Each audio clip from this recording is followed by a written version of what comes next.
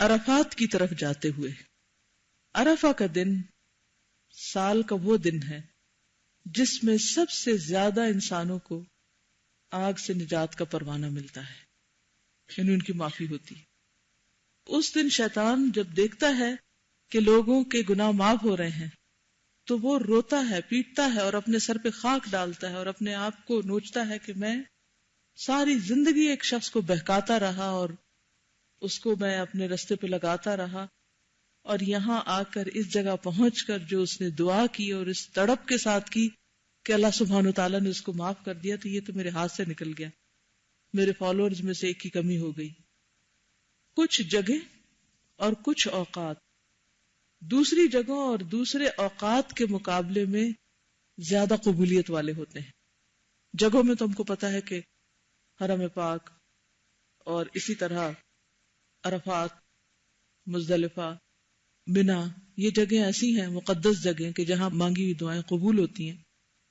اسی طرح کچھ کام ایسے ہیں کہ جن کو کرنے کے بعد دعائیں قبول ہوتی ہیں، جیسے قرآن پڑھنے کے بعد، اسی طرح حج کرنے کے دوران، عمرے کے جیسے سعی کے دوران، طواف کے دوران.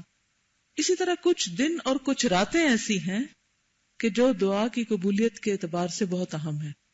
راتوں میں تو آپ کو معلوم ہے طاق راتیں، اور خصوصاً شب قدر، لیلۃ القدر، اور دنوں میں عرفہ کا دن.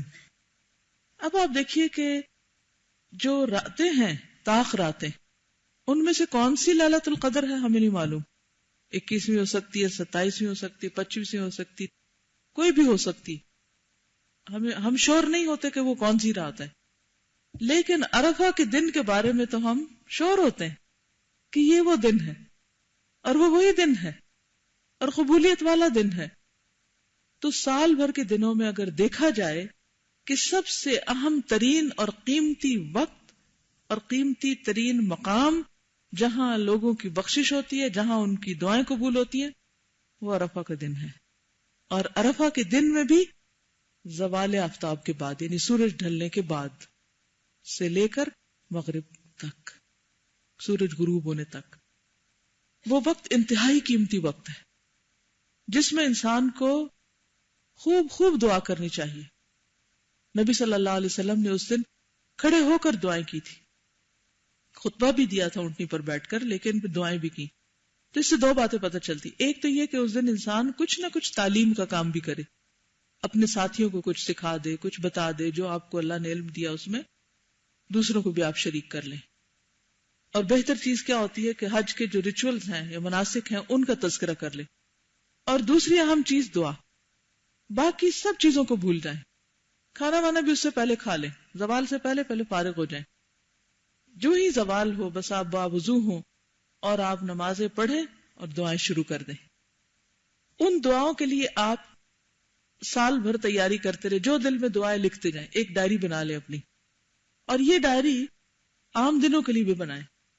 مثلا میں نے اپنے کیلنڈر میں ڈالا ہوا ہے میری آج کی دعا، اور اس میں کیا ہوتا ہے کہ وہ مجھے الرٹ آتی ہے کہ آج کی دعا کا ٹائم ہو گیا ہے. جیسے اشراق کا ٹائم میں نے اس میں رکھا ہوا کہ اس وقت 2 نفل پڑھ کے آج کی خاص دعا جو بھی میرے دل میں ہے وہ میں اس میں مانگوں گی. ویسے تو انسان کوئی بھی مانگ سکتا ہے، لیکن میں نے یہ نوٹ کیا اپنے ساتھ کہ ہر روز کوئی نیا مسئلہ ہوتا ہے زندگی میں، کوئی ایک نئی چیز بادر کر رہی ہوتی ہے ہم کو، کوئی نیا پرابلم سامنے آ جاتا ہے، کبھی اپنا اور کبھی کسی کا.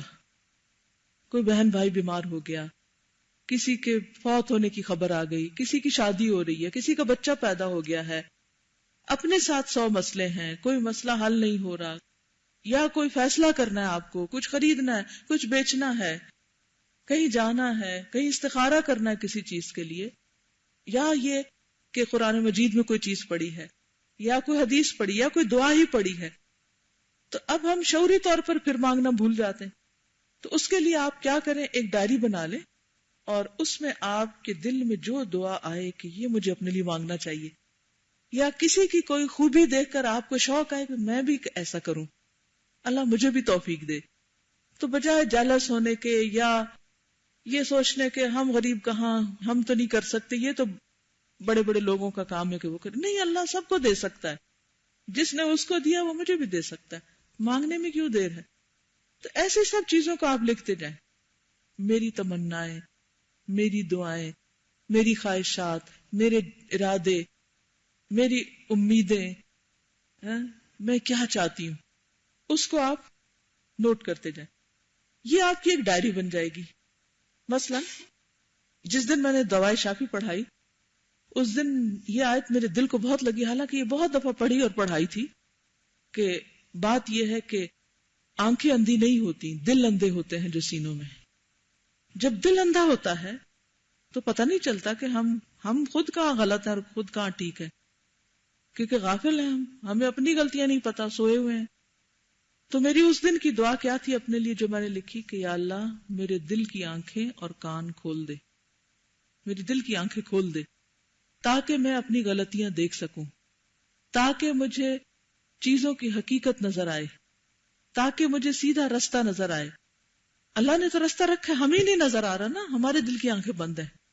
اسی طرح آپ تفسیر میں کچھ سنتے ہیں، قرآن میں سنتے ہیں، کوئی چیز آپ کو ملکی حالات میں سے، دنیا کے حالات میں سے بادر کرتی ہے، آخرت کا خوف آ جاتا ہے، قبر پریشان کرتی ہے، قبر کا گمان آپ کو، خیال آپ کو دکھ دیتا ہے، اپنے بچے کے لیے آپ پریشان ہوتے ہیں، کچھ بھی آپ کی زندگی میں ہم اور غم، آپ لکھ لیں.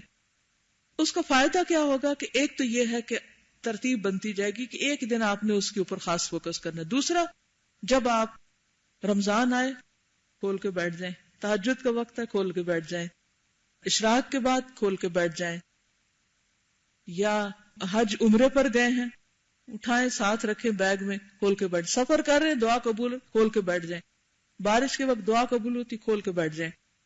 کیونکہ کتنی باتیں ہم ذہن میں رکھ سکتے ہیں، دل میں رکھ سکتے ہیں کہ یہ بھی مانگنا ہے، یہ بھی مانگنا ہے، یہ بھی مانگنا ہے، لیکن اس وقت آپ کو وہ نظر آ جائیں گی کہ یہ میں نے مانگنا ہے. تو آپ حج کے لیے ایک ڈائری سال بھر تیار کریں، زندگی بھر تیار کریں، جب بھی اللہ لے جائے، اور جب وہاں پر پہنچے تو اس کو مانگنا پڑھنا نہیں شروع کریں، مانگنا شروع کریں. اور ہر تھوڑی دیر کے بعد اس دعا کو دوہرا لیں جو یہاں لکھی ہوئی ہے. اور وہ کیا ہے؟ عرفہ کے دن کی بہترین دعا جو انبیاء علیہم السلام نے مانگی، لا الہ الا اللہ وحدہ لا شریک لہ، لہ الملک ولہ الحمد وہو علی کل شیء قدیر. اللہ کے سوا کوئی معبود نہیں، وہ اکیلا ہے، اس کا کوئی شریک نہیں، اسی کی بادشاہت ہے، اور سب تعریف اسی کے لیے ہے، اور وہ ہر چیز پر قدرت رکھتا ہے.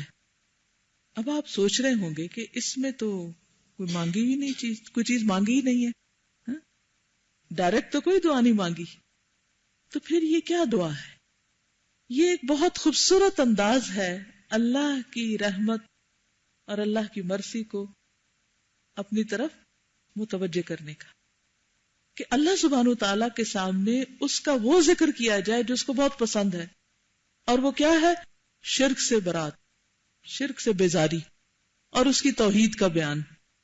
جب ہم اللہ سبحانہ تعالیٰ کو ایک مانتے ہیں اور اس کا اظہار کرتے ہیں، لا الہ الا اللہ وحدہ، اور صرف اتنا نہیں، لا شریک لہ، اور پھر لہ الملک، ساری بادشاہت اس کے لیے، بڑائی اس کے لیے، وَلَهُ الْحَمْدُ، تعریف بھی اسی کے لیے.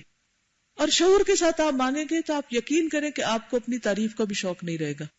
جب آپ شعوری طور پر روز کہیں گے نا لہ الملک وَلَهُ الْحَمْدُ، تعریف اسی کے لیے، تعریف اسی کے لیے، تو اس کا کیا فائدہ ہوگا کہ جب آپ کی بھی کوئی تعریف کرے گا تو آپ کہیں گے تعریف تو اللہ کے لیے ہے. تو آپ پھولیں گے نہیں، وہ آپ کے نفس کو موٹا نہیں کرے گی، نہ آپ اپنے آپ کو کوئی بڑی چیز سمجھنے لگیں گے. کیونکہ جب انسان یہ سمجھنے لگتا ہے کہ وہ بڑی چیز ہو گیا تو اس کی نیکیوں میں کمی آ جاتی ہے، پھر وہ خیر کی طرف بھاگنا چھوڑ دیتا ہے. وہ تسلی میں آ گیا، میں تو بڑا اچھا ہو گیا، سارے لوگ اب میری تعریف کرتے ہیں تو مجھے اور کیا چاہیے. لیکن جب کوئی آپ کی تنقید کرے تو پھر آپ کو ہوتا ہے میں نے شاید کچھ کیا ہی نہیں. تو اس میں یہ ہے کہ اس وقت بھی اپنے آپ کو مایوسی سے بچائیں کہ وَلَهُ الْحَمْدُ، تعریف اسی کے لیے ہے، وَهُوَ عَلَى كُلِّ شَيْءٍ قَدِيرٌ. یہ ہے اصل میں دعا.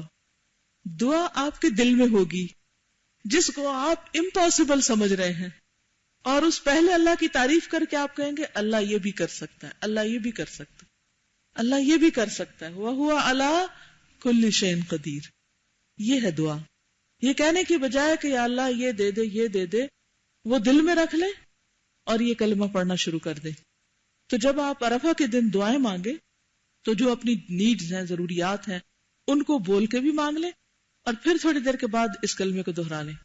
پھر دعائیں مانگنا شروع کریں، پھر اس کلمے کو دہرا لیں، پھر مانگنا شروع کریں، پھر اس کو دہرا لیں. اور جب یہ کہے وَهُوَ عَلَىٰ كُلِّ شَيْءٍ قَدِيرٌ، تو اس وقت وہ جتنا مانگا نا کہ یا اللہ وہ سب کچھ آپ کر سکتے ہیں، آپ وہ کر دیں، آپ ہی نے کرنا ہے. تو انشاءاللہ وہ وقت آپ کا بہت خوبصورت گزرے گا. اور پھر جو آپ کے وہاں ساتھی ہیں ان کو بھی آپ تھوڑی تھوڑی دیر کے بعد اگر وہ باتوں میں لگے ہیں تو آپ ان سے کہیں کہ یہ کلمہ پڑھیں. آپ یہ بھی کر سکتے ہیں کہ اس کلمے کو صرف الگ لکھ کر لے جائیں، بہت سارے سٹیکر بنا کے یا کچھ بھی، ایک چھوٹا سا کارڈ، ایک سٹرپ سی بنا کے جیسے بک مارکر ہوتا ہے، یا کوئی بھی ایسی چیز بنا کے ساتھ لے جائیں اور اس کے اوپر یہ لکھا ہوا ہو عرفہ کے دن کی بہترین دعا جو انبیاء علیہ السلام نے مانگی. اور جو بھی کوئی آپ کے کیمپ میں جتنے بھی لوگ ہیں آپ ایک ایک کو جا کے دیں کہ یہ ضرور پڑھیں تاکہ کوئی بھی نہ بھولے.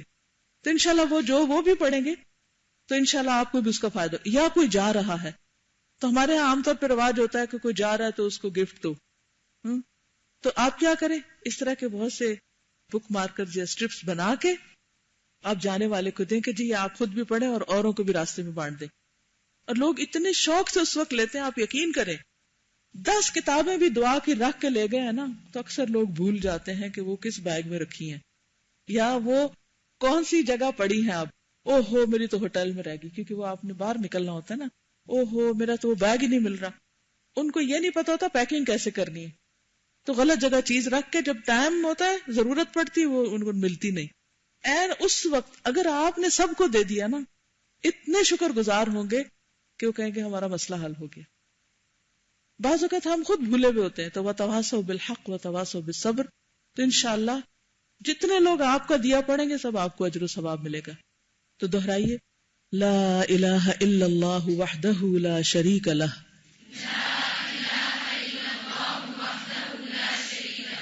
لہ الملک ولہ الحمد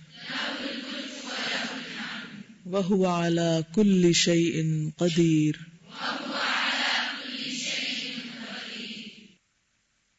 امیجن کریں اللہ جو سب سے بڑا ہے اور بس وہ ایک ہی ہے ایسا، اور کوئی ہے ہی نہیں اس جیسا، اور بہت بڑی حکومت ہے اس کی، اور ہر چیز اس نے بنائی، سب تعریف اسی کی، اور وہ سب کچھ کر سکتا ہے. اس سے مانگتے ہیں. اگر دنیا میں آپ کو کوئی چیز چاہیے ہو اور کسی انسان کے بارے میں بھی آپ کا یہ گمان ہونا کہ اس نے مجھے کبھی نہ نہیں کی، وہ کر دیتا ہے میرا کام، تو آپ کتنی خوشی سے اس کے پاس جائیں گے. تو جب اللہ سے بھی مانگے تو خوشی سے مانگے، اچھا گمان رکھ کے مانگے. اللہ تعالیٰ آپ تو سب کچھ کر سکتے ہیں. سوچیں کسی کے بارے میں، وہ سب کچھ، جیسے بچوں کو ہوتا ہے نا میری ماما سب کچھ کر سکتی. اکثر چھوٹے بچوں کو یہ خیال ہوتا ہے کہ ہماری ماں کو سب کچھ پتا ہے. جب بڑے ہوتے پھر کہتے ہیں ہم آپ سے زیادہ جانتے ہیں، لیکن جب چھوٹے ہوتے ہیں تو سب کہتے ہیں اماں جانتی. تو اسی طرح جب ہمارے دل میں یہ یقین ہوگا کہ اللہ سب کچھ کر سکتا ہے، سب کچھ کر سکتا ہے، تو پھر جو مانگیں گے یقین سے مانگیں گے، اور جب یقین سے مانگیں گے تو انشاءاللہ دعا قبول بھی ہوگی. اب عرفہ کے دن کی خاص دعا کیا ہے؟ لا الہ الا اللہ وحدہ لا شریک لہ لہ الملک ولہ الحمد وہو علی کل شیء قدیر. نبی صلی اللہ علیہ وسلم نے فرمایا بہترین دعا وہ ہے جو عرفات کے دن مانگی جائے. دیکھ لیجیے اب اس حدیث کے لفظوں کو دیکھیے، بہترین دعا وہ ہے جو عرفات کے دن مانگی جائے. اب یہاں یہ نہیں کہا گیا کہ عرفات والے مانگیں، یا عرفہ کے دن ہم بھی مانگ سکتے ہیں. اور بہترین دعا وہ ہے جو میں نے مانگی اور مجھ سے پہلے نبیوں نے مانگی، اور وہ ہے لا الہ الا اللہ وحدہ لا شریک لہ لہ الملک ولہ الحمد وہو علی کل شیء قدیر، کہ اللہ کے سوا کوئی معبود نہیں، وہ اکیلا ہے اس کا کوئی شریک نہیں، اسی کی بادشاہت ہے اور سب تعریف اسی کے لیے ہے، وہ ہر چیز پر قدرت رکھتا ہے۔ نبی صلی اللہ علیہ وسلم نے فرمایا جو شخص رات کو بیدار ہو کر یہ دعا پڑھے لا الہ الا اللہ وحدہ لا شریک لہ لہ الملک ولہ الحمد وہو علی کل شیء قدیر الحمد للہ وسبحان اللہ ولا الہ الا اللہ واللہ اکبر ولا حول ولا قوة الا باللہ، پھر یہ پڑھے اللہم اغفر لی، یا کوئی اور دعا کرے تو اس کی دعا قبول ہوتی، پھر اگر وہ وضو کرے اور نماز پڑھے تو نماز قبول ہو جاتی۔ اچھا، یہ تہجد کے وقت پڑھنے والی دعا اور عرفہ کے دن پڑھنے والی دعا دونوں میں کیا مناسبت ہے؟ کوئی مناسبت بتائیے۔ شاباش۔ عرفہ میں بھی اللہ تعالیٰ آسمان دنیا پر آتے ہیں اور رات کے آخری حصے میں بھی، تو دونوں وقتوں میں لا الہ الا اللہ وحدہ لا شریک لہ لہ الملک ولہ الحمد وہو علی کل شیء قدیر۔